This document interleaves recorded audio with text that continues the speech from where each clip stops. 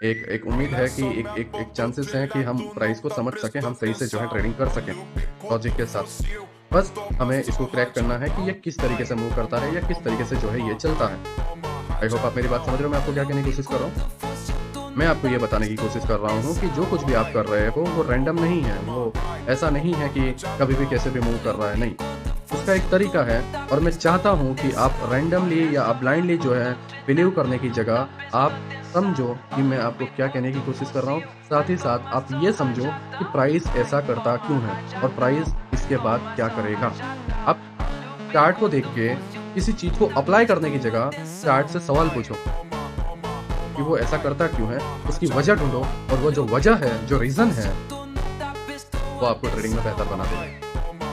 सबको अलग-अलग वजह मिलेगी। जब सवाल खड़े होंगे तभी जवाब मिलता है।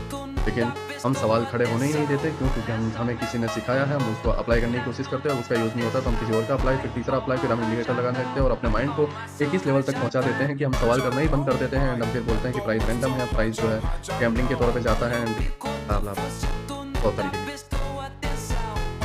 ओके?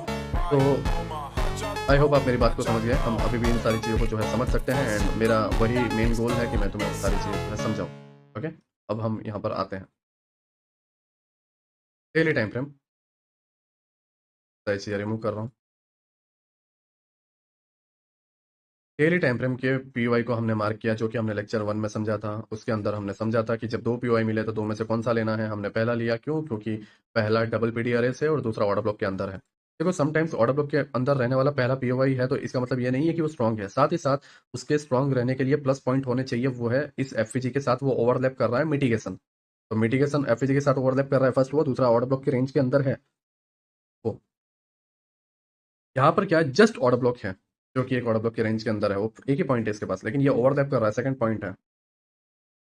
ओके, रैंडमली जस्ट एक नॉर्मल यहाँ पर सिंपल ऑर्डर ब्लॉक होता ना इस जगह पे, तो मैं इस कैंडल को नहीं लेता, मैं लेता नीचे की पॉइंट को क्योंकि वो लास्ट पार्ट था।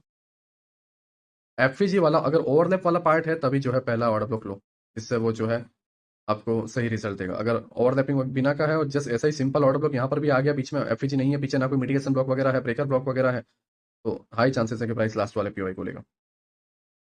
ओके, अभी फिलहाल ओवरलैप वगैरह है तो प्राइस यहाँ से जाएगा। अब हमने रिफाइन कर दिया 15 मिनट में जो कुछ भी एंट्री वगैरह है वो सारी चीज़ें देखने के बाद प्राइस में आ गया डिस्प्लेसमेंट। तो ये डिस्प्लेसमेंट पकड़ने का एक तरीका है, डिस्प्लेसमेंट को समझने का एक तरीका है। बट अब हमें ये देखना है, वो ये है आज का लेक्चर, डिस्प्लेसमेंट आने के बाद का पुल बैक या फिर कंटिन्यूएशन में आने के बाद जो पुल बैक होता है वो।